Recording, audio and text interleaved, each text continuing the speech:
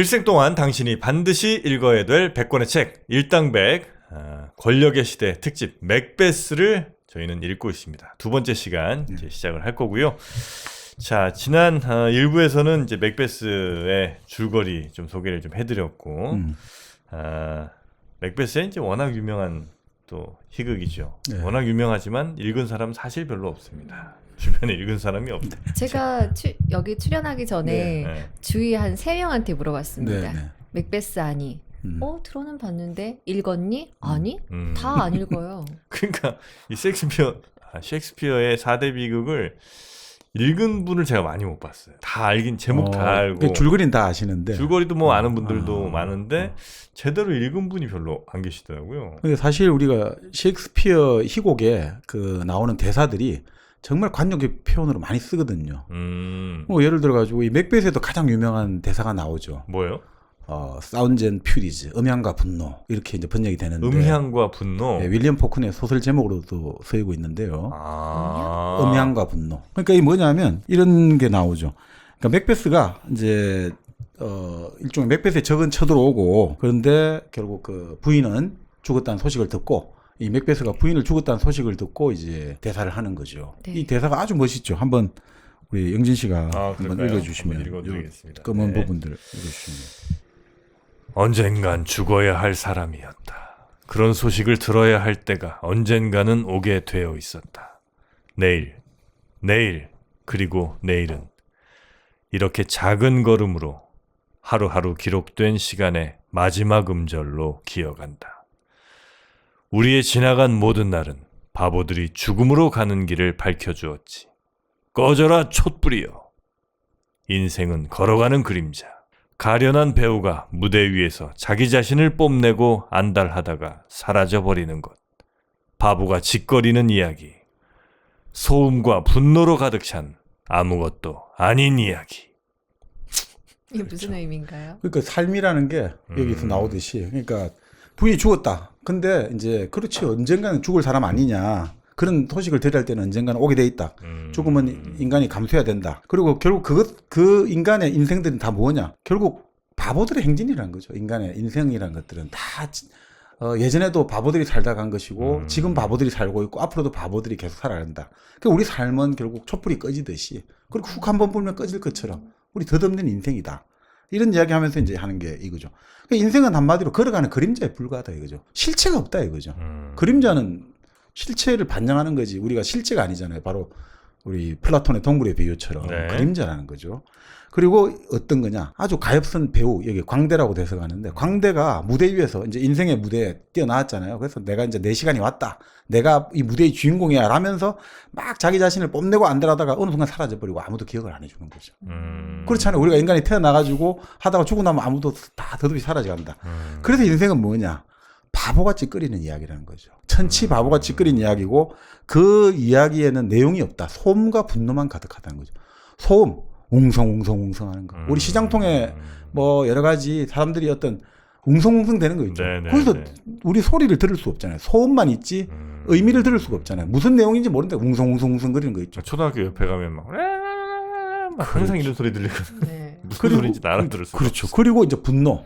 그 흥정을 하고 시장에서 흥정을 하고 이러다가 싸움을 하고 서로 막 감정이 격해지고 그러다가 웃었다가 울었다가 그런 어떤 감정의 표출. 그거 한바탕 끝나면 아무것도 없는 게 인생이다. 그러니까 인생을 결국 이런 식으로 아주 의미도 없는 바보들의 이야기가 인생이다라는 식으로 아주 이 대목이 아주 유명한 그 대사를 언제 하는 건가요? 그 부인이 죽었다는 소식을 듣고 맥베스가 레이디 맥베스가 죽었다는 소식 듣고 이제 그렇게 이야기를 네. 하면서 그러면서 나오는 거죠. 불어라 바람아 오너라 파메라 하면서 나는 그래도 나는 갑옷을 입고 나가리라. 이럴 때는 또 나름 멋있죠. 그래서 사실 마지막에 자기는 맥드프하고 싸움을 하지 않으려고 해요. 왜냐하면 이미 나는 맥드프 너의 부인과 자식을 죽였기 때문에 그 피로 인해서 나는 충분히 젖어 있기 때문에 너는 안 죽이겠다. 그리고 너는 나를 이길 수 없어. 왜냐하면 나는 여자의 몸으로 그런 이야기를 딱 하니까 맥드프가 나는 여자의 몸에 태어나지 않았다라는 식으로 하면서 결국은 그 말을 들으니까 내 용기가 꺾이지만 그래도 나는 그 이 운명의 철갑을 두르고 맞서겠다 해가지고 결국 방패도 벗어버리고 싸움을 하다가 결국 목이 잘리는 거죠. 그렇게 나오는 거죠. 근데 그렇게 인생이 덧없고 광대가 짓거리는 것에 불과하다라고 말을 본인이 했으면서도 불구하고 그 권력을 탐하려고 네. 거기 위에까지 올라갔다가 이렇게 내려가는 게 참 그것도 모순이네요, 모순. 근데 이제 결국 그게 그러니까 권력이 과연 뭐냐 이렇게 본다면 이 권력이라는 거는 기본적으로 지배와 복종의 문제잖아요. 네. 네. 그러니까 내가 결국은 남의 지배에 들어가지 않고 내가 남을 복종시키겠다는 게 이제 어떻게 보면 권력이거든요. 그러니까 권력은 어떻게 보면 그 예전에 뭐 헤겔이라는 사람이 말했듯이 일종의 주인과 노예의 변증법 이런 말을 하는데 이게 좀 어려운 말입니다만 결국 사람은 대자적 존재거든요. 인간이 동물하고 다른 건 대자적 존재를 하거든요. 대라는 것은 마주할 대자 그리고 자는 자기 자자. 그러니까 네. 자기 자신을 우리는 객관화시킬 수 있잖아요. 그러니까 나를 대자로 본다는 건 나를 하나의 대상으로 할 수 있다는 거예요. 내 의식은 내 머릿속에서 벗어져 나가고 지금 저 공중에서 아니면 밖에서 나를 바라볼 수 있잖아요. 내가 글을 쓸 수 있잖아요. 나는 어떤 사람인가. 나는 키가 어떻고 네네네. 체중이 어떻고 나는 어떤 생각을 가지고 있고 이런 걸 쓸 수 있잖아요. 그러니까 나의 자기에 대한 의식을 하는 존재가 인간이거든요. 근데 자기에 대한 의식을 하니까 어떻습니까? 세계를 나와 세계로 나누겠죠. 내로 의식하니까. 나가 있고 세계가 있다 이거죠. 그럼 나머지 사람들이 다 대상이 되겠죠. 나머지 네, 사람들이. 네. 사람과 사물이 대상이 되잖아요. 근데 다른 사람도 나잖아요. 자기 자신도 그 사람도 자기 자신을 주장할 거 아니에요. 그럼 나도 자기 자신을 주장하잖아요. 그럼 서로가 서로를 나와 그러니까 나는 어떻습니까? 나는 나로 인정을 받고 싶지 다른 사람에 의해서 난 대상으로 규정받고 싶지 않잖아요. 나는 다른 사람들에게 야, 너 나라고 인정해. 이렇게 이제 내가 요구할 거잖아요. 네. 그럼 다른 사람도 야, 나도 나라는 거를 너가 인정해. 이러면 서로 생사를 건 투쟁을 한다는 거죠. 그리고 권력이라는 것은 그런 바로 인정투쟁의 일환일 수 있는 거죠. 내가 내를 인정받기 위해서 결국 투쟁을 해가지고 생사를 걸고 투쟁을 해서 나를 인정받는 사람이 주인이 되는 거고 목숨이 이제 아까워서 결국 꾸는 사람이 노예가 된다 이거죠. 그게 결국은 권력의 본질은 그래서 지배와 복종이라는 게 결국 자기 자신을 타인에게 의해서 우리가 인정을 받고 승인을 받을 때만 인간은 인간이 될 수 있다는 거죠. 그러니까 누구도 나를 예를 들면 정영진 왕님 이렇게 이제 인정을 하는 그 최고의 자리가 있는 거고 그 밑에들은 다 내가 야 뭐 그냥 대상들로 다 인식해도 상관없고 뭐 그렇게 이제 거칠게 보자면 그렇게 될 수 있는 거죠. 그렇기 때문에 이제 사람과 사람 간에는 결국 그 인정 투쟁이 벌어지는 거 아닌가 싶습니다. 네네. 주인과 그래서 근데 문제는 이게 고정된 게 아니라는 거죠. 주인은 이제 노예를 통해서 내가 그러면 인정을 받은 거고 승인을 받은 것 같지만 이제 어떻습니까? 노예를 통해서만 나는 여러 가지 뭐라고 할까? 노예에 의존하게 되는 거잖아요. 결국 이제 노예가 나의 삶을 바탕을 해주잖아요. 받침을 해주고. 네네. 그러니까 내가 결국 노예 위에 섰다고 생각했는데 노예가 없으면 내가 살아갈 수가 없는 게 되겠죠. 근데 노예는 기본적으로 사물과 자연을 다루다 보니까 사물과 자연에 대해서는 직접적으로 또 노예는 지배하는 존재가 되겠죠. 그렇잖아요.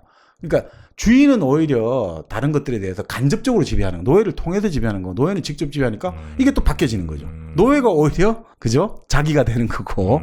그래서 결국 뭐 이게 나중에 거칠게 말하면 결국 우리가 상호 인정을 해가지고 결국 그럴 때 결국 이 역사는 끝나버린다 이거죠. 우리가 상호 인정, 주인과 노예가 서로가 다 이제 상호 인정에 네. 이 형식을 취하게 될 때 역사는 이제 종언을 구하게 된다 이거죠. 그런 식의 서로가 서로의 어떤 주인이 되냐 노예가 되느냐의 구도가 사라질 수 변증법적으로 이제 지향되는 거 그게 아니냐. 해결의 주장이에요. 주인과 노예의 변증법인데 요런 데다가 좀 그래서 이제 권력은 결국 제가 생각에는 인정투쟁 아니냐. 결국은 나라는 것들을 인정받고 싶은 거거든요. 네네. 그러니까 그 나라는 것을 인정받을 때 결국 그게 이제 비대칭성이라고 볼 수가 있는 거죠. 그러니까 우리가 정보의 비대칭성 말을 하잖아요. 주식에서도 결국 돈을 많이 벌 수 있고 좋은 투자자 중에 하나가 정보의 비대칭성을 중요한 조건으로 보는 사람도 있지 않습니까? 네네네. 당연히 내가 더 많은 정보를 핵심적인 정보를 가지고 있을수록 좋은 투자를 할 수 있잖아요. 그렇죠. 근데 권력도 마찬가지거든요.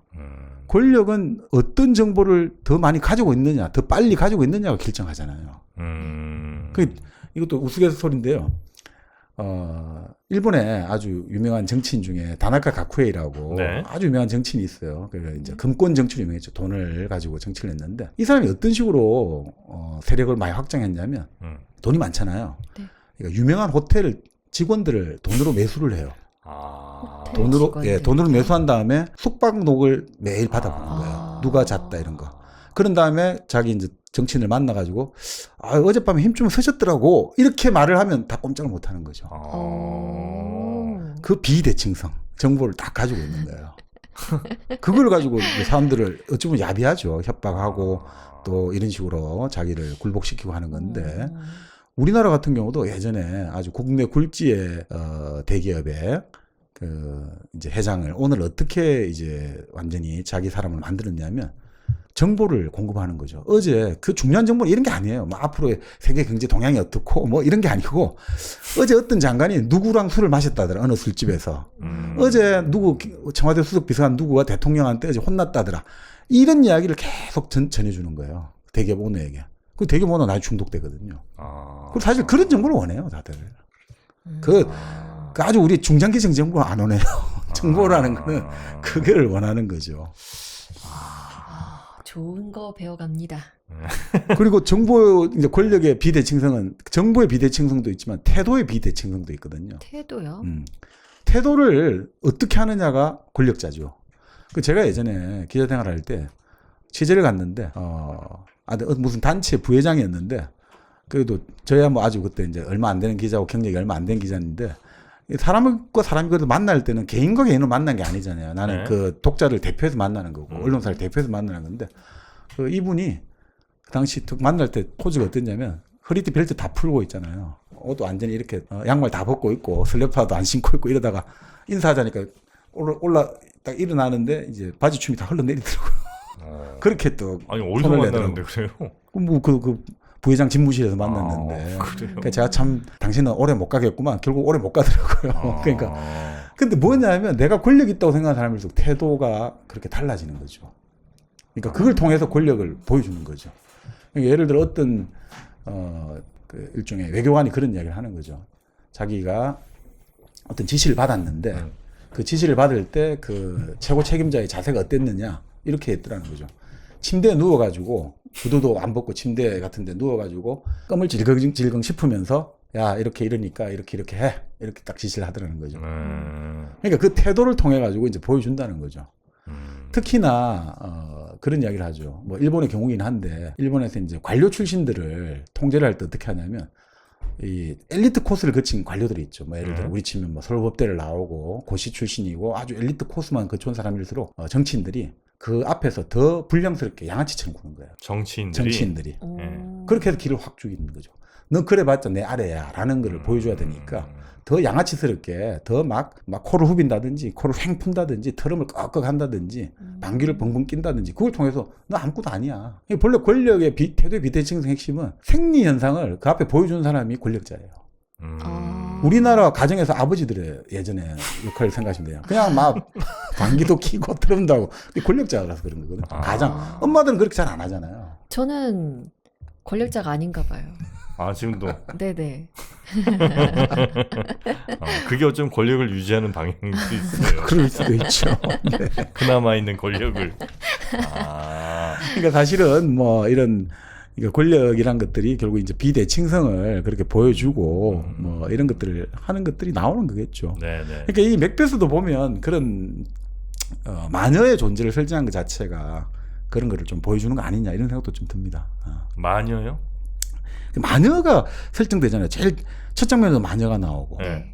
그리고 이 마녀의 존재가 그 아주 유명한 영국의 테리 이글튼이라는 평론가가 그 책을 찾아보니까 마녀가 이 작품의 실질적인 주인공이다라고도 해요. 실제로 이 마녀를 통해서 모든 사건이 촉발되고 마무리되잖아요. 그 예언의 형태로. 네네. 그래서 이 마녀의 존재들 이걸 이제 중요시하게 본다. 왜 셰익스피어가 이 마녀들을 설정했을까?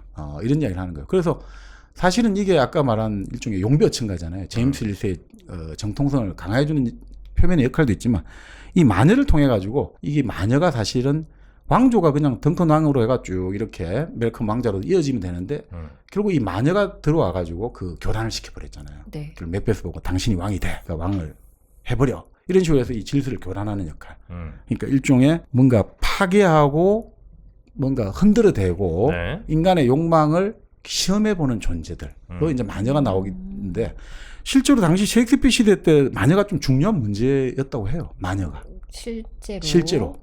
그러니까 제임스 릴세가 이 마녀에 대한 일가견이 있어가지고 악마론을 저술했다는 거예요. 악마론. 영국도 마녀 사냥이 심했나요? 그러니까 이때는 네. 종교 전쟁이 한 100년 정도 했던 때거든요. 네. 네. 이때가 무슨 때냐면 이제 이 책이 나온 거는 그 맥베스가 1606년에 났는데 네. 우리가 아는 헨리 8세 있지 않습니까? 튜더 왕조 헨리 8세. 네네. 헨리 8세가 그 첫 번째 부인 형수인 캐서린과의 이혼을 교황청에서 허가를 안 해주니까 영국 국교를 만들었잖아요. 네. 그러니까 싸움이 벌어지잖아요. 종교 전쟁이. 그래서 교회 재산을 빼앗으니까 전쟁 벌어졌죠. 그 다음에 헨리 8세가 죽고 나서 그 맏딸인 블러디 메리, 네네. 메리가 그 왕을 잡았는데 네. 거기는 또 이제 카톨릭이거든요. 그러니까 또 다 또 피바람이 벌어진 거죠. 영국 국교회라든지 청교를 탄압을 했고 그 다음에 잡은 엘리자베스 1세는 이제 국교의 편을 쓰고 있으니까 중립적인 것 스탠스를 취했지만 영국 국교 성공회가 중요하잖아요. 네. 왕권 강화를 해야 되니까 그래서 청교도라든지 가톨릭한테 이제 좀 반항을 하면 기본적으로 좀 억누르는 시스템이었거든요. 그 다음에 나온 제임스 1세 같은 경우도 제임스 1세의 엄마가 본래 메리 여왕이었어요. 스코틀랜드. 근데 메리 여왕이 스코틀랜드에 정변이 일어나가지고 결국 망명을 했거든요. 잉글랜드로.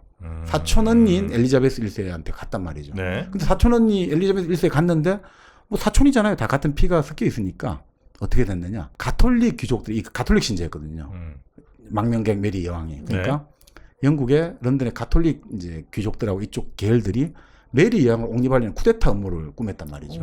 그러니까 메리를 결국은 목을 잘라버렸단 말이에요. 도끼로 목을 잘라버려요. 참수를 해버리거든요. 그래서 그 메리 왕의 아들이 바로 제임스 1세예요. 네. 여기 지금 킹 제임스. 네네네. 근데 제임스 1세가 스코틀랜드에 왔잖아요. 근데 이제 여기는 엄마는 가톨릭이지만 자기는 이제 청교도 쪽에서 성장을 했고 국교회가 제일 중요한 거죠. 그러니까 이 사람 입장에서는 지금 1605년에 그 폭파 사건도 이제 미수 사건도 벌어지고 또 스코틀랜드에서 왔던 외부왕이라고 하는 텃세도 있고 이러다 보니까 이 사람 입장에서는 이 뭔가 뭐라고 해야 될까? 이 사람은 이 마녀를 가지고 정치적으로 활용을 하려고 생각했던 거죠. 네. 그래서 실제로 악마론도 저술하기도 하고 이 마녀다 이래가지고 정치적으로 악마다 넣어놨다가 또 풀어주고. 그러니까 이 정치적으로 활용하기는 아주 좋았던 또 시스템인 거죠. 그러니까 사실 이 종교 전쟁이 네. 한 100년간 계속 오면서 수많은 사람이 죽고 다치고 이 와중에서 이 마녀를 정치적으로 잘 활용해야겠다 생각한 거죠. 그러니까 마녀를 의심을 해가 잡아 넣었다가 또 풀어주고. 그러니까 그렇게 많은 탄압을 하진 않았는데 정치적으로 활용하기 좋은 소재다. 그리고 결국 이 마녀를 통해 가지고 이 마녀가 반역을 부추겼는데 결국 그것들이 다 인과응보가 되어 가지고 결국은 정의는 다시 승리한다. 이걸 보여주니까 이게 뭐 셰익스피어가 한테 이제 이 맥베스에서 이제 그런 게 나오니까 흐뭇한 측면이 하나 있었던 것도 분명히 있죠.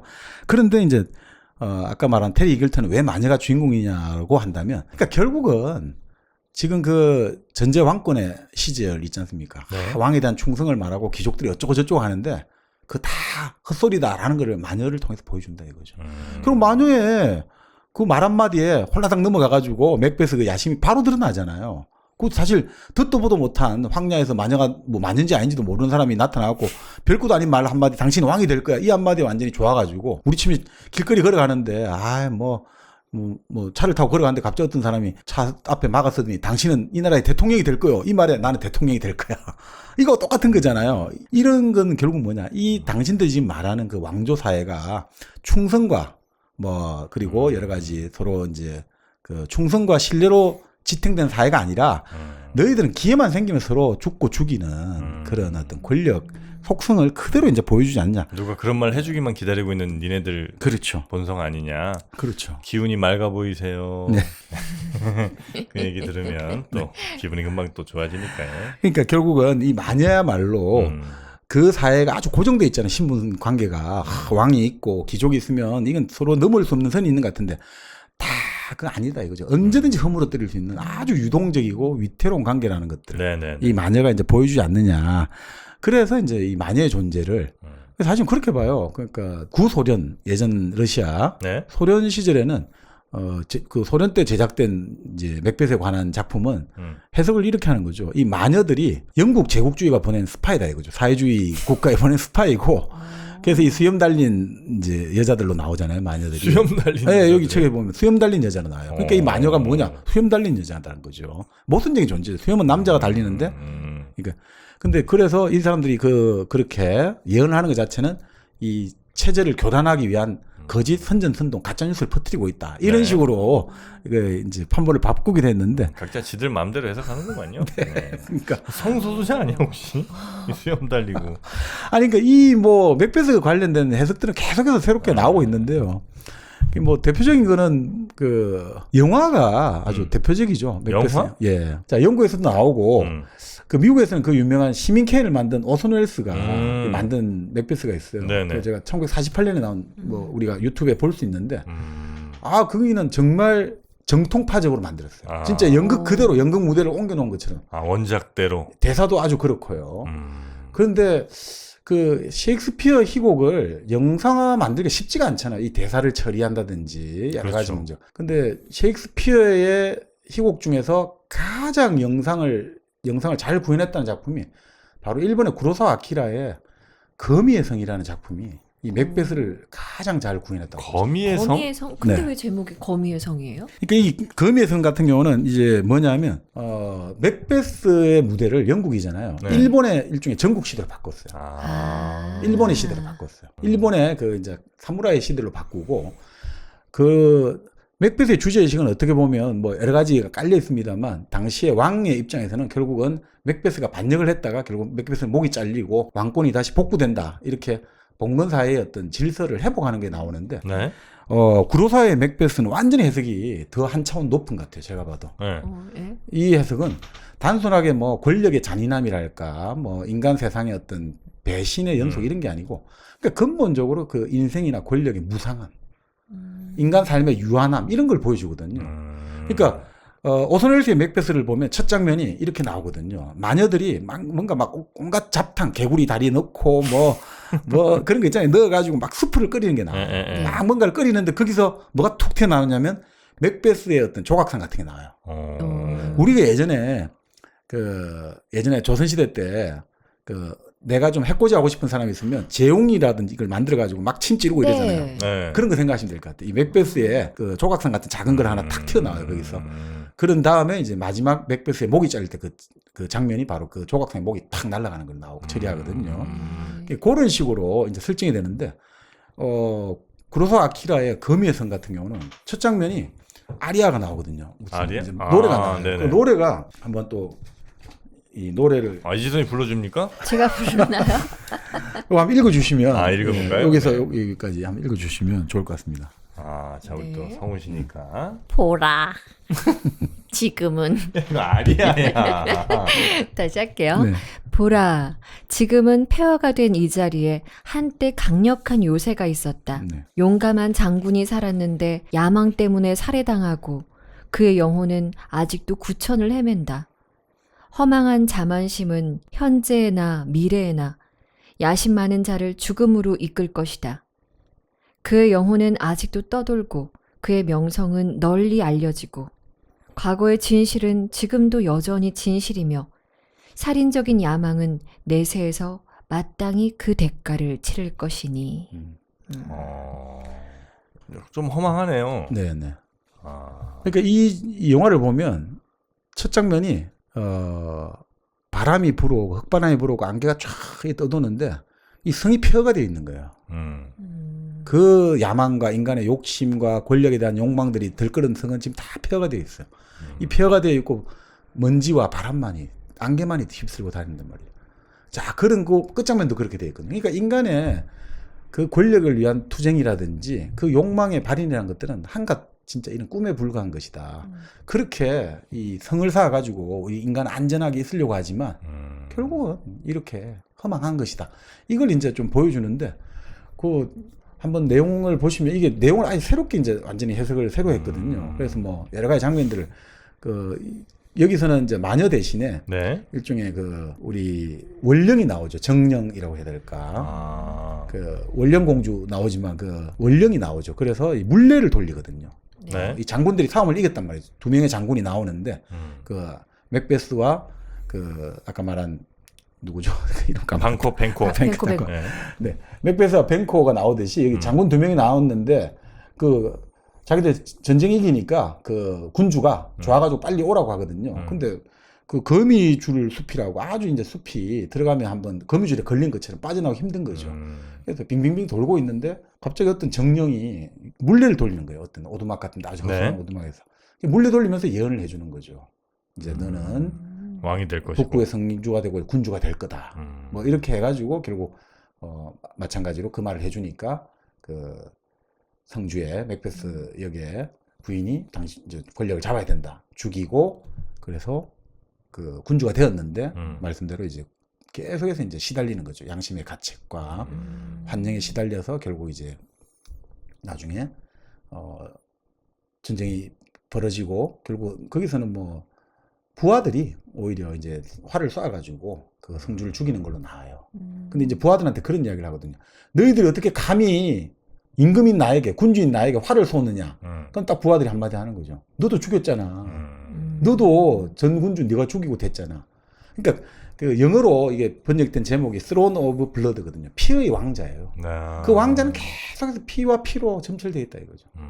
근데 끝장면에서는 맥베스에는 맥더프가 딱 그 이제 오소넬스의 맥베스를 보면 딱 그 맥베스의 목을 칼에 꽂고 이 맥베스의 목이 여기 있다. 이제 이 나라는 이제 새롭게 평화가 찾아오고 질서가 수립되고 우리는 멜크망을 모시고 잘 살아보자 이렇게 나오는데 여기서는 그냥 그걸로 죽는 걸로 그냥 끝나요. 결국은 그 인간의 역사는 물레가 돌듯이 계속해서 돌고 돌고 돌고. 그 물레를 그렇게 표현한 거구나. 계속해서 돌고 돌고 돌고. 이 예를 들면 내가 쿠데타를 해서 왕을 죽였다. 네. 이 죽인 거에 대한 내 권력은 탐했지만 권력이 욕심나서 죽이긴 했지만 여기에 대한 인간적인 죄책감이나 이런 것들이 이 사람을 미치게 만드는 건지 아니면 나는 이렇게 성공했는데 내 뒤에 또 내 목을 노린 놈들이 있으니 그것 때문에 미치는 건지 거기 좀 약간 헷갈리네요. 여기 그 두 가지 다죠. 두 가지 여기에서는 두 가지 다죠. 맥베스도 그렇고 바로 이제 그 거미의 성도 두 가지 다인데 결국 맥베스에서도 맥베스가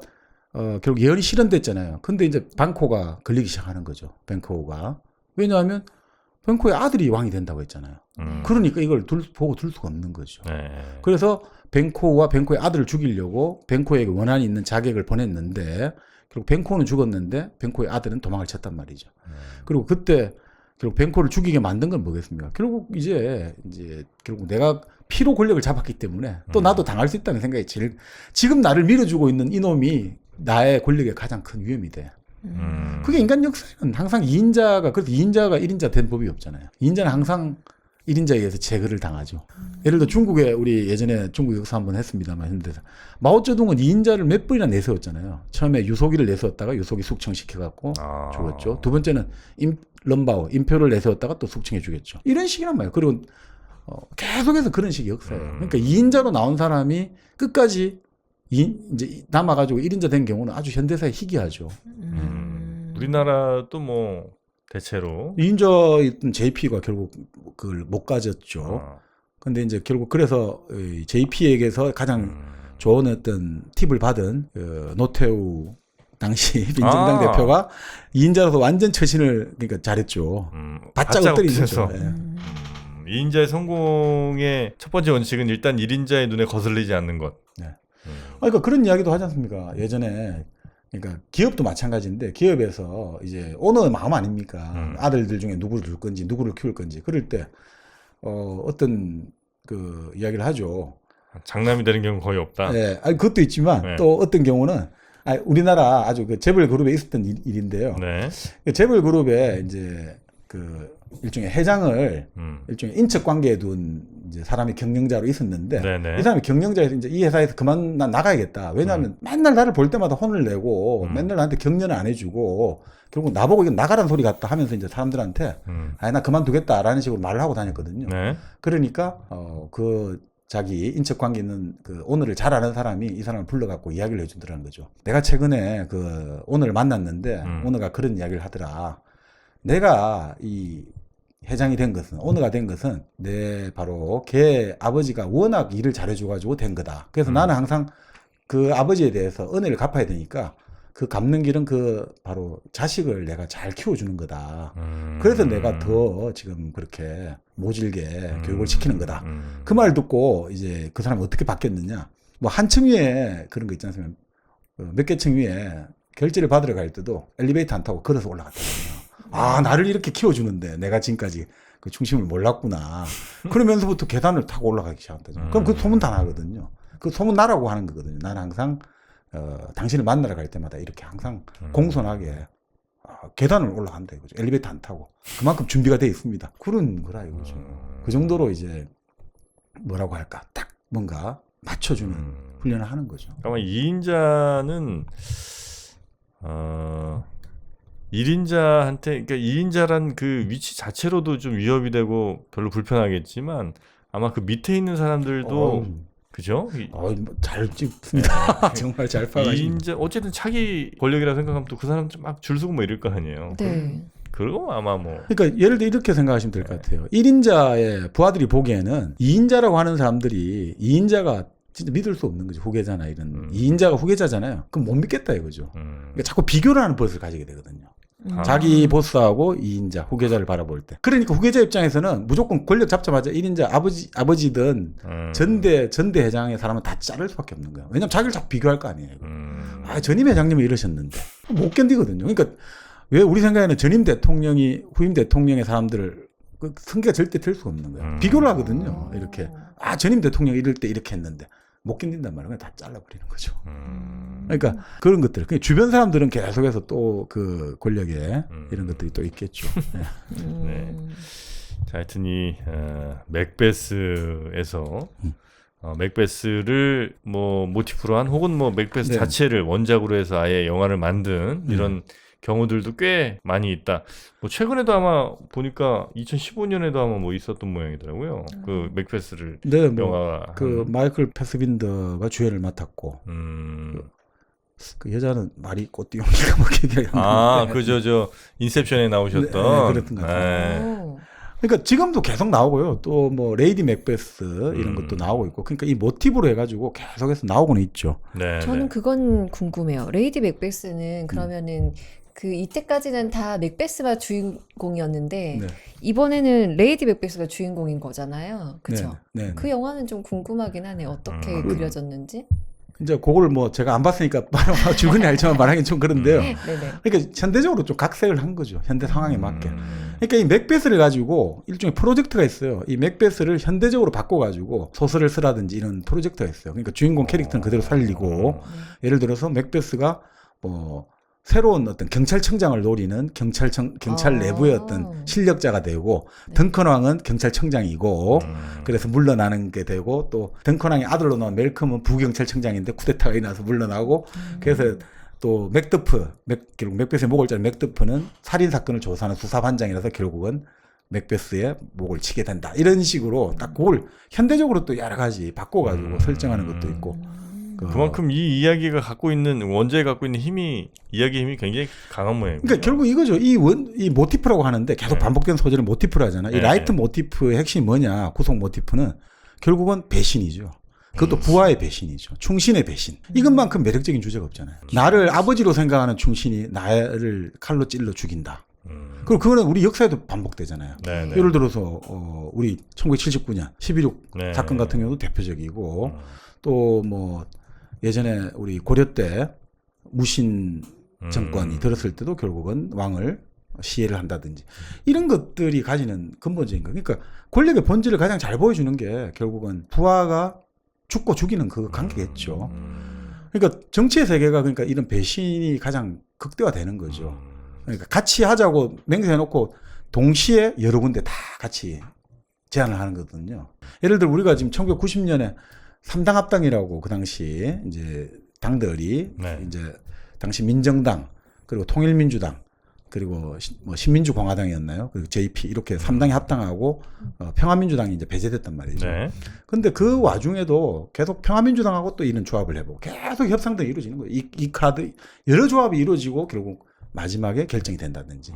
1997년에 DJP 협상도 DJP 협상이 진행되는 와중에 또 JP 측은 계속해서 그 당시 YS 김영삼 대통령이 청와대하고 또 계속 개헌을 빌미로 협상이 발표되기 전날까지 계속 하는 거예요, 협상을. 그러니까 동시다발적으로 항상 해가지고 그 중에서 결국 마지막 결정되는 거거든요. 그러니까 그 과정에서 보면 결국 배신과 배신이 연속이 되는 거죠. 근데 그건 배신과 배신이 아니라 결국 그 와중에서 선택되는 거죠. 그 배신의 이야기가 뭐 아주 거창한 뭐 이런 정치 권력이나 이런 얘기도 있지만 제 친구 놈이 네. 회사에서 상사 하나를 제끼더라고요. 네. 그러니까 이제 상사한테 뭐 좀 피박 받았나 봐. 그러니까 이제 상사가 잘못한 것들 자료 쫙 모아갖고 네. 이메일로 이제 그 맨 위에 회장한테 네. 쫙 직보. 와, 그래서 그 이제 나름 이제 사실 뭐 회사 안에서 일이니까 뭐 네. 그렇게 뭐 큰 대기업도 아니었으니까 뭐 어마어마한 일은 아닐 수도 있는데 그 친구 인생에서는 그게 거의 뭐 건곤일척에 네. 정말 왜냐면 이제 그거 만약에 실패하면 나는 완전히 여기서 이제 아웃 네. 끝나는 거거든. 네. 네. 그래서 자기의 모든 걸 걸고 쿠데타를 하더라고요. 그래서 내가 그 옆에서 약간 조언해 줬거든요. 네, 근데 진짜 그런 게 아주 본인 스스로 굉장히 아마 극적인 그런 상황인가 봐요. 그래갖고 아마 이런 이야기들도 꼭 반드시 뭐 그런 엄청난 권력 있는 사람들 말고도 일반 보통 사람들에게도 일종의 약간의 판타지일 수도 있고 네. 내가 늘 바라는 어떤 뭐 그런 상황들 이런 게 녹아 있을 수도 있겠다 생각이 좀 왜? 드네요. 그러니까 사실 우리가 또 이제 배신과 고발의 영역이 참 경계가 애매하거든요. 그러니까 배신과 고발, 그러니까 이거는 정말 정의를 위해서 하는 거다 안 한 거라고 개인의 사적 이해관계가 들어있는 걸 구분하기가 쉽지가 않아요, 사실. 그러니까 이런 참 그 난제가 깔려 있는 거죠. 인간 그리고 그 선택들 이게 내부 고발을 해야 되지만 또 인간적인 의리가 인정관계가 엮여 있을 때는 어떤 선택을 해야 되냐. 그거 참 미묘한 문제거든요. 네. 그래서 우리가 결국 아까도 말씀드렸지만 무엇을 하느냐보다 왜 하느냐를 그러니까 텍스트보다 컨텍스트를 좀 읽어보자 이거죠. 텍스트 나오는 표면의 어떤 메시지보다 자꾸 우리는 좋은 이야기 하는데 마녀의 말처럼 혹해 넘어가면 안 된다는 거죠. 말 자체에 넘어가면 안 된다는 거죠. 그 말이 담고 있는 맥락을 보자 이거죠. 과연 이 말이 어느 맥락에 나오고 이 사람은 왜 지금 이 말을 할까를 봐야지 우리가 그 말에 어떤 유혹이 안 넘어가지. 그래서 말 그 자체, 그 말 그 자체라는 것은 말은 의미가 유동적이잖아요, 항상. 근데 자꾸 우리는 고정시키려고 하잖아요. 좋은 걸로. 거기에서 결국 아까 말씀드린 대로 세상은 유동적이고 끊임없이 변화하고 나 자신도 변하는데 자꾸 우리 말을 가지고 이렇게 될 거야. 이거는 이거야 라고 하는데 그건 그렇게 잡아 놓을 수가 없단 말이죠. 우리가 그리고 그럼 말을 우리가 의미를 단순하고 명료하게 만들면 되지 않냐는데 네. 생명의 특징은 단순 반복이 아니잖아요. 생명이 생존할 때 우리가 왜 지난 시간에 그때 한번 말씀하셨습니다만 네. 왜 생명이 이렇게 복잡하게 되느냐. 생존 확률이 높아지니까. 다양성. 네. 마찬가지로 생명체가 하려면 이 말 자체를 다양하게 만들어야 돼요. 의미맥락을. 그래야지 내가 이 말을 하더라도 살아갈 확률이 높아지거든요. 생명이. 생명체의 가장 근본적인 전략은 복잡성의 원칙이에요. 복잡하게 만들어 놓을수록 난 생존 확률이 높아져요. 계속해서 한 가지 일만 단순하게 작업하면 어떻게 됩니까? 잘려버리면 끝이잖아요. 환경변하면 끝이죠. 그렇죠. 그럴 때 내가 이것도 할 수 있고 저것도 할 수 있고 내가 다양한 영역을 가지고 있으면 여기서 일을 못하면 딴 데 일하면 된단 말이죠. 그게 생명체의 원칙 아닙니까? 네. 이 맥베스 여기에서는 대체로 그 여성이라고 할 수 있는 레이디 맥베스 정도는 완전히 그냥 어떤 막 간교한 사람 혹은 뭐 권력에 완전히 매달리는 이런 사람 말고는 거의 등장하지 않고 대체로 남성들만 등장하는군요. 네, 그러니까 여기서 이제 맥베스 부인이 나오고 맥더프 부인이 나오는데. 맥더프 부인. 네. 맥더프 부인은 이제 살해를 당하죠. 맥베스가 보낸 군인에 의해 살해를 당하는데 맥더프 부인은 남편을 되게 비난을 하죠. 왜냐하면 지금 처자식을 버리고 네. 잉글랜드로 갔다 이거죠. 이렇게 무치미한 사람이 어디 있냐. 아주 저건 비합리적인 판단을 했다. 자기 성과 영지를 버리고 네. 갔다. 대의를 위해서. 그런데 결국 이제 그 꼬마가 맥더프의 아들이 아주 맹랑하거든요. 네. 그런데 아버지는 안 죽었은 거예요. 왜? 너희 아버지는 없어졌어. 그러니까 죽은 거랑 똑같아 하면 아버지가 죽었으면 엄마가 눈물을 흘려야 되는데 눈물을 흘리고 있지 안 읽고 있으니까 아버지 죽은 게 아니다. 뭐 그런 식으로 이야기를 꼬마들하고 나오는 게 나아요. 근데 되게 이제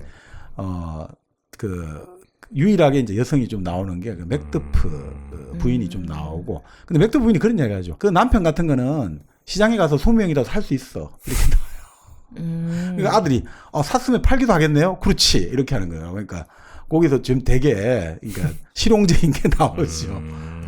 사실은 이 맥베스에 보면 아까 말한 고정된 것들이 안 좋은 걸로 우리가 생명의 본질은 네네. 고정된 게 아니라고 했잖아요. 맥베스 부인도 맥베스가 하도 좀 유약하고 좀 이게 우유부단하니까 이런 이야기 나오죠. 네.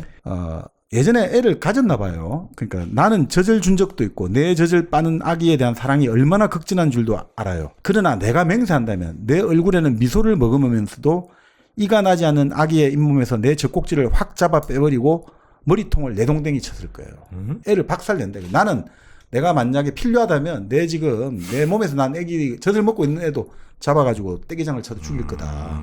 당신이 남자인데 이것도 못하냐 이런 식으로 이제 압박을 하는 거죠. 그래서 맥베스가 거기에 이 자극이 돼가지고 발끈해버린 거예요.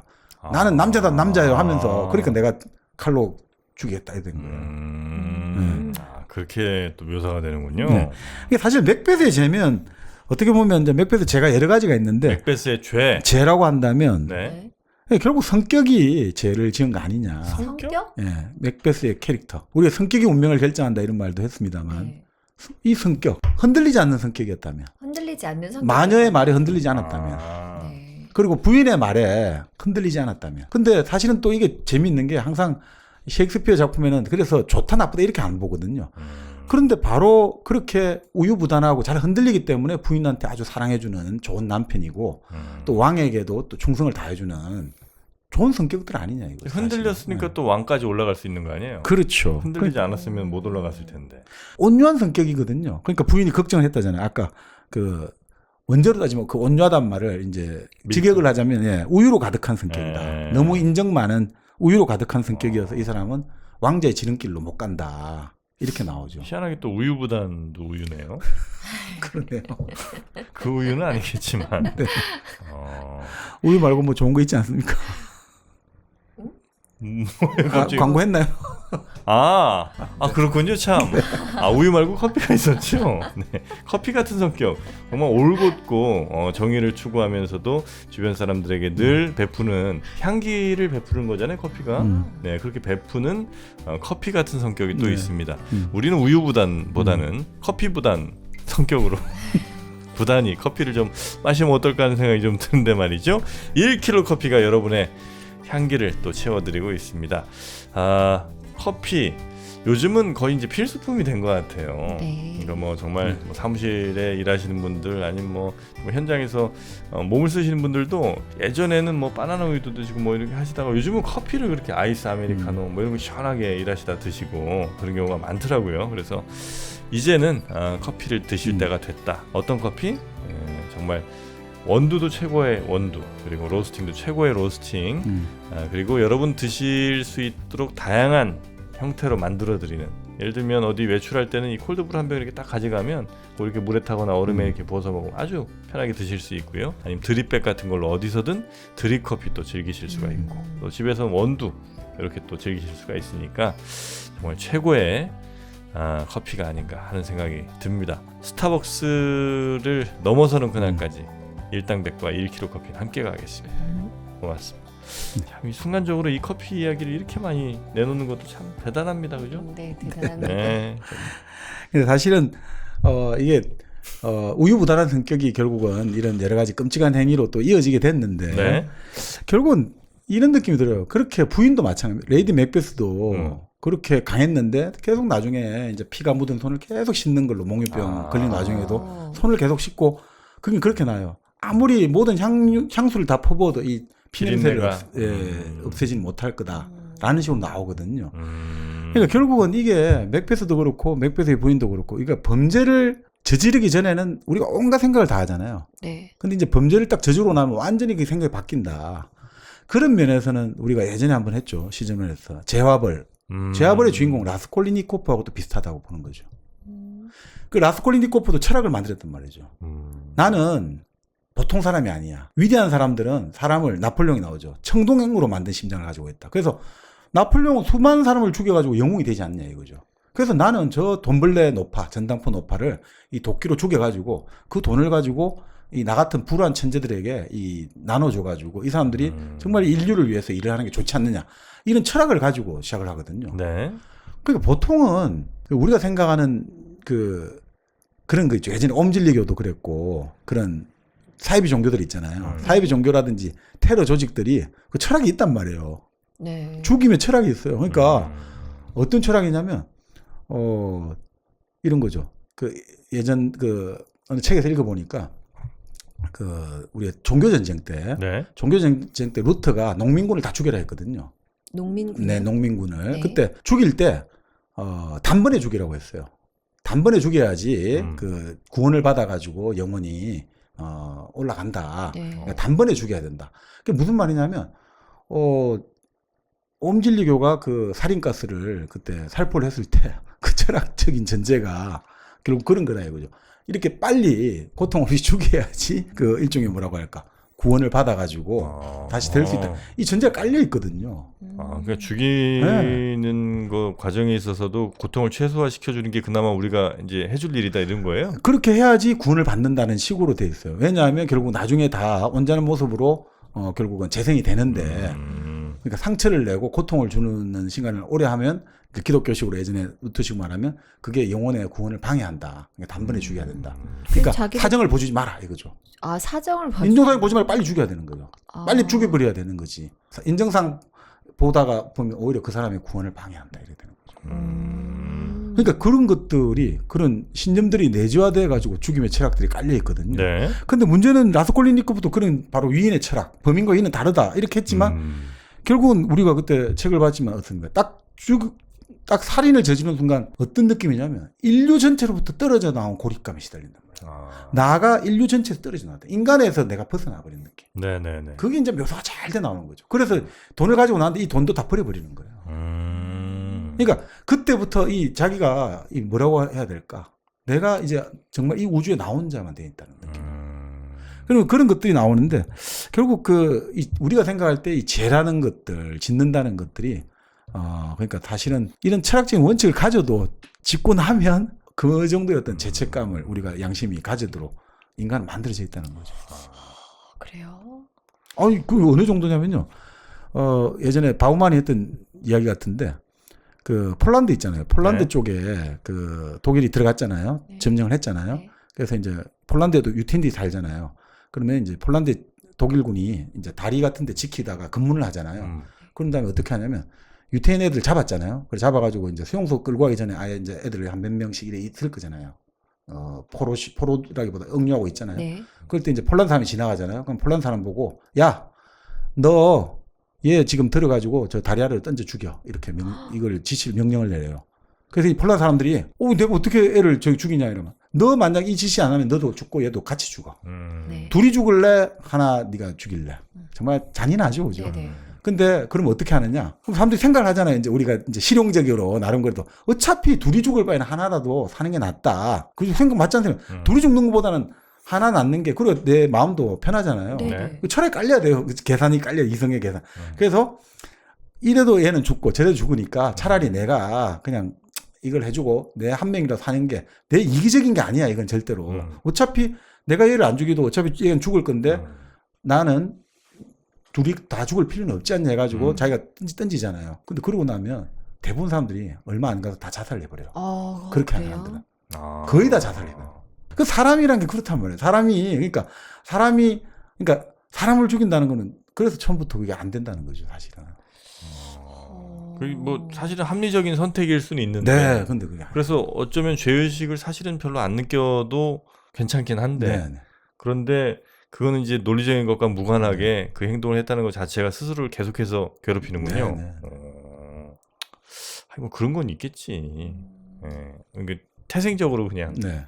논리적으로 해결되지 않는 그런 죄가 이 맥베스의 어떤 일종의 심리적으로 작용했을 수 있다. 그러니까 결국은 뭐 부인도 그러잖아요. 바라는 것을 얻었는데 만족감을 얻지 못했다. 내가 원했잖아요. 원했던 거를 그래서 그 남편이 왕이 되는 걸 그 피에 왕좌에 올랐잖아요. 피를 묻혀가지고 왕에 올랐는데 성취감을 못 얻는 거예요. 네. 그 다음부터 맥베스도 잠을 못 자고 항상 그 불안과 공포로 이제 잠이 살아난 거죠. 안식이 그러니까 그 말은 안식을 취할 수 없는 거예요. 항상 불안과 공포에서 시달리게 되고 부인 또한 마찬가지 목류병에 시달리는 거죠. 잠을 자지만 잔 게 아닌 거죠. 눈을 뜨고 있지만 이건 뭐 자기 자신이 들어있는 게 아니라 끊임없이 괴로워하고 이런 것들로 결국은 어떻게 되겠습니까? 이런 나중에 이제 그 의사가 시가 그 이런 이야기하는 거죠. 왕비에게 필요한 것은 의사가 아니라 사제가 필요해요. 고해 성사를 들어줄 사제가 필요해요. 이렇게 나오죠. 근데 뭐 결국 그런 것들이 아무리 부부가 이런 것도 있는 것 같아요. 우리가 부부가 이거는 모든 까지 우리 같이 우리 둘만 갖고 하자는데 그 비밀이 공유가 안 되는 거죠. 부부도. 그러니까 우리 생각에는 가장 가까운 사람끼리 비밀을 공유할 수 있다는 하고 하잖아요. 우리 둘이만 알자. 근데 이 맥베스를 보면 결국 그게 안 된다는 걸 보여주기도 하죠. 결국 그것은 부부 공멸로 나아갈 거다. 우리 둘만 알면 괜찮다는 것은 그런 건 없다라는 것도 보여줘. 이 부부 사이도 결국은 이 서로를 믿음에도 불구하고 안 되잖아요. 서로를 그렇게 신뢰함에도 불구하고 안 된다 이거죠. 결국 이 부부가 일심동체니까 서로만 알고 있잖아요. 이 비밀을 간직하고 있으니까 못 참아내는 거죠. 누군가에게 못 털어놓으니까. 그런 것들이 결국 극심한 분열을 일으켜서 목류병으로 나타나고 맥베스는 자꾸 귀신의 자기가 죽인 친구 벤코의 자꾸 유령을 보게 되는 거죠. 한 장면 한 장면이 지금 말씀해 주신 것들이 여러 개가 생각나는 영화들이 참 많이 있네요. 네. 그러니까 이런 예를 들면 뭐 누군가를 이렇게 살해하고 나서 막 끊임없이 손을 씻는 네. 어떤 장면이라든지 아니면 예전에 범죄를 막 한 10몇 년 전에 저질렀는데 그거 그냥 다 묻고 가는 건 줄 알았는데 결국은 누구한테 얘기해서 또 경찰에 붙잡히는 뭐 이런 실제로도 이런 일들이 있기도 하고요. 최근에도 20몇 년 전에 뭐 살인 사건 이게 또 해결되기도 했거든요. 그러니까 이런 것들은 아마 그 이 셰익스피어라는 분이 어마어마하게 하여튼 그런 사람의 본성, 심리 이런 것들에 대한 연구를 굉장히 많이 했든지. 네네 그렇습니다. 그래서 뭐 셰익스피어 희곡을 보면 우리가 생각할 수 있는 모든 인간의 성격 유형은 다 나오죠. 우유부단형도 나오고 햄릿, 그래서 대표적으로 햄릿형이다. 그 돈키호테형이다. 그게 거기서 나왔고 그리고 이런 맥베스형, 야망가, 야심을. 그러니까 결국은 도덕적 양심에 기초하지 않은 야심은 결국 자기 자신하고 주변 모두를 파멸을 이끌어간다는 걸 보여주는 거죠. 그러니까 야심만 키우고 양심을 키우지 않으면 정말 위험한 거죠. 그러니까 그런 것도 보여주고 리어왕 같은 경우는 그 권력의 속성을 너무 몰랐던 그 권력자의 무지함. 그러니까 아까 말한 구로사와 아키라 감독이 바로 그 리어왕을 가지고 1985년에 란이라는 영화를 만들거든요. 어지롤 난자, 임진왜란 할 때 난자. 그 영화가 거기는 이제 세 아들이 나와요. 아들 3명이, 딸 3이 아니고 아들 3이 나오는데 그 영주가 큰 성은 큰 아들 주고 작은 성은 둘째 성은 둘째 아들 주고 셋째 성은 이제 막내 아들 주거든요. 그렇게 딱 말할 때 막내 아들이 그런 이야기 하거든요. 아유, 이렇게 하면 피를 부르게 된다고 딱 그렇게 경고를 하거든요. 근데 그래서 셋째 아들 괘씸하다고 아무것도 안 주는데 실제로 피를 부르게 된단 말이죠. 아버지는 죽을 때까지 그 권력을 갖고 있어야 되거든요. 근데 어설프게 그 권력을 나누는 순간 권력 상장이 벌어지는 거죠. 그러니까 그런 식의 리어왕 같은 경우는 그거는 근데 권력의 문제뿐 아니라 집안의 가문의 상속하고도 똑같은 거예요. 어설프게 어떤 재산 분할이나 상속을 실패하면 그 집안이 난리가 나잖아요. 난장판되고 다시는 그런 것들이 리어왕에 다 나오는 거죠. 그 다음에 바로 부부 사이에 그 질투를 통해 가지고 결국 부부가 파멸하는 오셀로. 그러니까 컴플렉스라는 것들.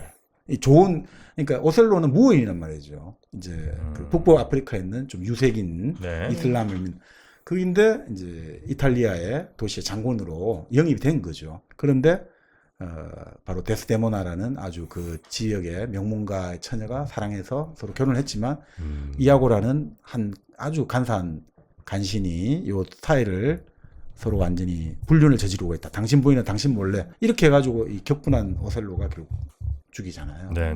질투, 인간의 어떤 부분. 그러니까 이 모든 것들이 다 이게 다 담아 있죠. 이런 것들 보면. 그래서 이게 우리가 볼 때는 이 셰익스피어를 읽다 보면 이게 사람의 삶이라는 게 아까 말씀드린 대로 어떤 무엇을 하고 이런 게 아니라 그러니까 왜 하고 있나 그 사람이 왜 하는지를 살펴보는 연습을 하는 거죠. 그 사람 뭘 하면서 그 사람 좋은 사람이야 판검사를 하니까 좋은 사람이고 의사를 하니까 좋고 그 사람 이런 게 아니라 근데 어떤 사람이 어떤 행동을 할 때 저 사람 저 행동에서 나쁜 놈이고 이런 게 아니라 왜 했는지를 한번 살펴보자 이거죠. 그게 더 중요하고 가치가 있고 우리에게 의미를 주는 거지. 저 사람은 저런 행동을 했으니까 나쁘고 저 사람은 저런 행동 그거 갖고 하면 우리는 1초만밖에 안 되지 않느냐. 그 셰익스피어가 우리한테 보여주는 건 계속해서 그 컨텍스트를 한번 살펴봐라. 뭐 이런 의미가 있는 것 같습니다. 되게 내용이 무겁지 않아요. 근데 전체적으로 이런 권력에 대한 얘기를 하니까 내용이 굉장히 무겁다, 그죠? 그래서 뭔가 바꾸고 싶어요? 바꾸고 싶은 건 아니고 갑자기 궁금한 건 하나 있네요. 로미오와 줄리엣은 왜 좀 비극적이잖아요, 사실 이 둘의 사랑이. 근데 5대 비극 해가지고 같이 넣지.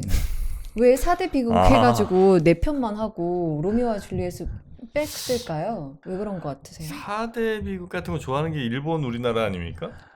예, 보통 근데 이제 일본에서 10대 소설 뭐 이런 거 좋아하는데 아니 근데 뭐 영국도 뭐 스머센 몸이 세계 10대 소설 이런 식으로 뭐 내기도 하죠. 그러니까 분류하고 싶은 거는 사람들의 욕망이니까. 네. 근데 우리가 이제 4대 비극 할 때 이게 사실 맥베스 같은 경우는 역사 소설로 였느냐 고민도 좀 했다고 해요. 역사 소설 많이 썼거든요. 뭐 네네. 헨리, 네네. 리처드 시리즈 많이, 에드워드 시리즈 많이 썼는데 거기 넣을까 하다가 이게 가장 늦게 써진 비극 4대 비극이에요. 제일 먼저 쓴 게 햄릿이고 제일 마지막 쓴 게 맥베스인데 근데 이제 저도 이제 로미오 줄리엣 읽으면서 이거는 왜 아닐까라고 봤는데 근데 이런 것 같아요. 비극에서 가장 큰 아까 말씀 셰익스피어 비극의 특징이 외부에서 이제 악이 와가지고 뇌를 자극해서 결국은 일어나는 게 비극이잖아요. 네. 그게 비극이잖아요. 예를 들어서 아까 말한 오셀로 장군이 결국은 그 이아고라는 요 애의 어떤 가문이설 그리고 얘의 어떤 이간질에 그걸 자기의 어떤 갖고 있던 열등감이 폭발해가지고 일어났고 또 맥베스도 자기가 갖고 있던 내가 왕이 되어볼까는 차마 털어놓지 못한 그 야심을 탁 마녀가 건드려주니까 그때부터 작용해서 그것들이 나의 그러니까 전혀 나와 무관하지 않는데 내가 의식하지 못하는 내 무의식이었던 깊은 내 마음의 서랍 속에 숨겨놨던 게 갑자기 누군가 확 서랍을 열어가지고 야 너 이거 있네 라고 했을 때 그 당혹스러움들 이런 거를 보여주면서 그것들이 막 세계와 연결돼가지고 일이 일어나는 거잖아요. 햄릿 같은 경우도 결국 아버지의 유령이 나타났다고 하지만 결국 그 햄릿의 입장에서는 기본적으로 내가 왕이 될까 만들까가 걱정이거든요. 근데 사실 처음에는 숙부 클로디어스가 햄릿을 왕을 시켜줄 그게 약간 나오기도 하거든요. 그러니까 그런 것들 속에서 결국은 이제 햄릿이 사실은 클로이디스를 살인자로 단정하는 것도 어떻게 보면 좀 성급할 수도 있거든요. 이런 문제들. 그 다음에 또 뭐가 있습니까? 우리 맥베스, 햄릿, 리어 왕, 올셀로 다 했죠. 리어 왕 같은 경우도 마찬가지로 리어 왕 같은 경우도 결국은 그 외부적인 그러니까 그 큰 딸과 작은 딸 이들이 결국 장난을 치고 결국 얼마든지 하는데 그리고 이제 자기의 어떤 그 누굽니까 자기가 데리고 다니는 광대 어릿광대가 계속 경고를 하고 하는데도 불구하고 그것을 듣질 않는단 말이죠. 그리고 듣지를 않고 이제 큰딸한테 당했단 말이죠. 큰딸을 집에 가니까 완전 냉대를 하는 거죠. 이제 볼일 다 계산 다 끝났는데 내가 왜 아버지를 모셔야 돼? 그래서 이 아버지가 너 지금 내 딸 맞냐? 이러면서 하는 말이 내가 나인지 말해줄 수 있는 자는 누구인가? 그 예전에 소설 제목 쓴 거 있죠. 내가 나인지 말해줄 수 있는 자는 누구인가? 내가 니어 맞냐? 내를 나라고 말해줄 수 있는 자는 누구인지 나를 좀 알려다오. 내가 누군지 이렇게 나오죠. 네네. 그런 식으로 리어 같은 경우도 결국은 그런 그리고 어떻게 보면 사람 잘못 본 그거로 인해 가지고 결국 그러니까 외적인 자극들을 가지고 그것들이 결국은 이제 비극을 일으키는 정폭이 돼가지고 하는 걸로 나타나는데 로미오와 줄리엣 같은 경우는 악이라고 봐야 되나요? 그게 이제 집안의 오래된 적대적인 원한, 앙숙인 가문들. 이 가문들 물론 비극은 비극인데 네. 앙숙인 가문들이 이제 결국은 그래서 서로 사랑을 금지하게 하니까 결국 둘이가 도피를 하기로 했는데 그 도피에서 이제 그게 미스커뮤니케이션 나가지고 네네네. 이제 기절해 해가지고 죽은 것처럼 이제 일종의 요즘 치면 약간 마취된 약을 로미오가 얘 죽었구나 생각하고 이래 된 거잖아요. 그런 식으로. 그러니까 우리가 생각하는 아주 이제 비극의 본질적인 어떤 본령하고 조금 떨어지지 않나 이 생각이 좀 들긴 합니다. 그리고 일단 그 나머지 4개는 이걸 읽고 나면 이 비극의 가장 큰 특징은 안 되는구나. 절망을 느끼잖아요. 절망. 네. 그러면서 일종의 약간의 그 카타르시스가 좀 있단 말이죠. 근데 이 로미오와 줄리엣은 그들의 이야기지만 나에게까지 전이될 필요는 없는. 그러면서 희망을 완전히 싹 잘라버리는 이런 건 아닌 그런 걸로 저는 이제 4대 비극에 들어가지 못했다. 그럴 수 있겠네요. 그러니까 지금 4대 비극은 네. 하여튼 끊임없이 계속 생각하게 만들어주는 게 있는데 적용도 되고 나의 상황과 한번 로미오 줄리엣이 물론 그럴 수 있습니다만 조금 그런 맛이 다른 4대 비극에 비해서는 약간 떨어지는 그 둘의 또 사랑이니까 네.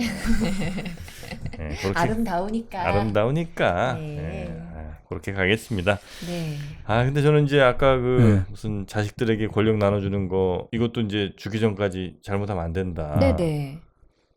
우리도 실제로 이런 일 진짜 많잖아요. 네. 권력은 그렇죠, 아닐지 많죠. 몰라도 재산, 네. 재산이 뭐 결국 권력이기도 하니까. 그렇죠. 네. 네, 그 재산 미리 나눠줬다가 그 막 싸움 나고 혹은 말없이 그냥 가셨다가 그것도 또 그거 갖고 뭐 자식들끼리 또 형제들끼리 막 소송하고 뭐 이런 네. 일들 많잖아요. 네.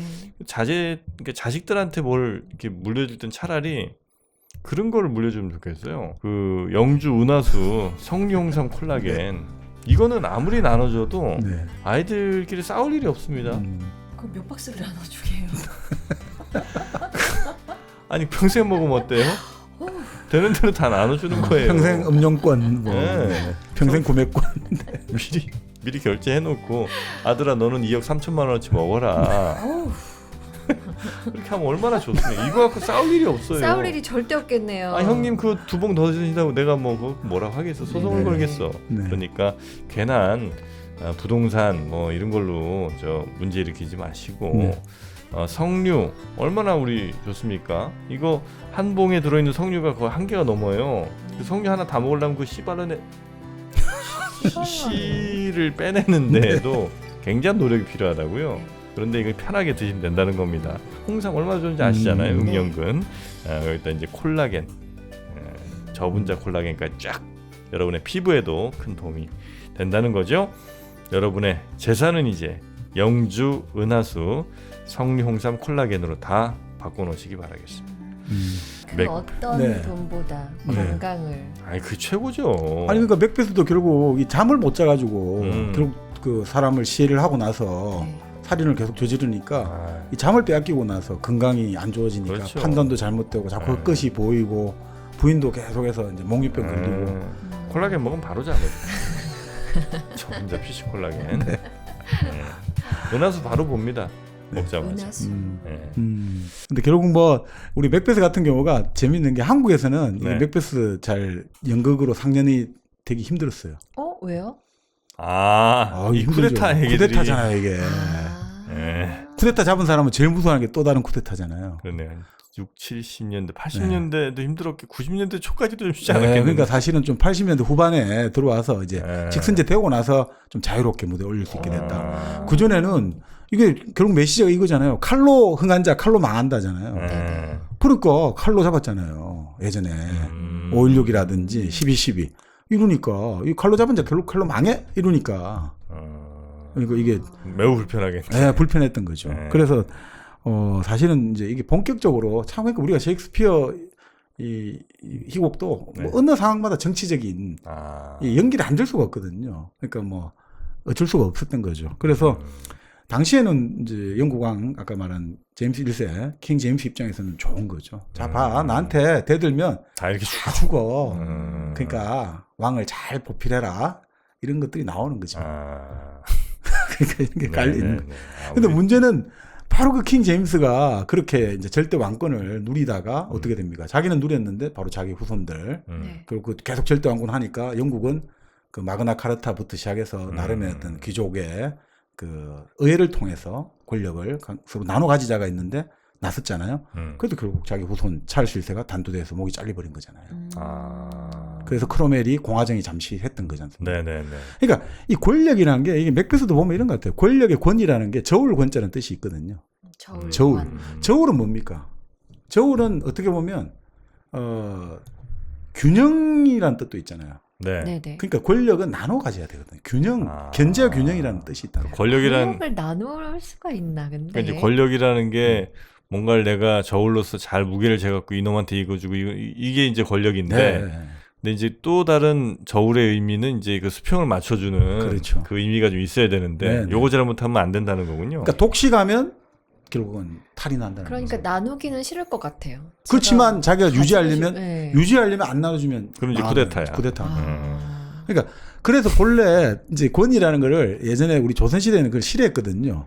그러니까 상경이라고 이제 통치라는 방식은 두 가지가 있는데 상경과 권도가 있다고요. 상경은 말 그대로 우리가 원칙 정정당당하게 인의 예지 신을 가지고 다 그 길을 걸어가는 거예요. 네. 근데 권도라는 거는 권이라는 게 아까 저울이잖아요. 저울은 항상 재야 되잖아요. 요게 쟤한테 좀 더 줄까? 상황이 유리할까 말까?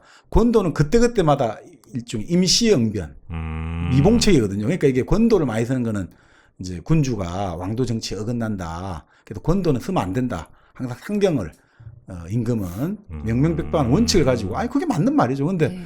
상경만 가지고 이제 달 안 다스려지고 네. 이제 권도라는 것들이 필요할 땐 필요하죠. 근데 이 권도의 핵심은 뭐냐? 융통성이거든요. 그러니까 나눠야 된단 말이죠. 그 예전에 그 우리가 한 제국을 만든 유방 있지 않습니까? 네. 그 유방에 나중에 이제 위기 상황에서 그 꾀를 많이 냈던 진평이라는 승상이 있단 말이죠. 네. 그 이 승상이 왜 이 사람은 정치를 잘했냐? 그 젊을 때 그렇게 동네에서 고기를 잡으면 잘 나눠줬다잖아요. 그게 분배를 잘하는 게 정치의 핵심이라는 거예요. 정치는 권력을 잘 분배해 주는 게 핵심입니다. 불만 없이. 네. 그렇죠. 그게 쉽지가 않아. 쉽지 않을 것 같아요. 보통 이거 똑같이 나눠주면 내가 더 열심히 했는데요. 열심히 했는데 좀 더 나눠주면 제가 저놈이 한 게 꼭 뭐 나보다 더 큰 일인가요? 이제 여러 가지 불만들이 많이 생긴다고요. 그래갖고 잘 나눠주는 게 진짜 중요한 것 같습니다. 회사에서도 그렇고. 네. 요즘 아니, 가정도 그렇죠. 잘 나눠줘야지 문제가 안 일어나죠. 아니 그래서 애들한테는 아예 안 나눠줘야 돼. 왜요? 애들한테 안 나눠줘요. 어떻게 나눠줘도 불만이 생긴다고. 애들한테 나눠주면 안 돼. 역시. 네. 좋은 생각이십니다. 네. 자, 맥베스 오늘 우리 정관님과 함께 또 우리 지선 씨랑 함께 맥베스 우리 셰익스피어의 4대 비극 가운데 한 권이죠. 하나를 또 저희가 해결을 네. 한 것 같습니다.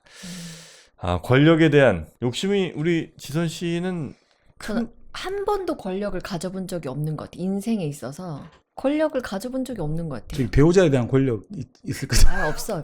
그래요. 늘 네. 노예의 삶을 늘 방구도 못 텄다니까요. 그렇게 방구 끼고 싶어? 끼고 싶어요. 배 아파.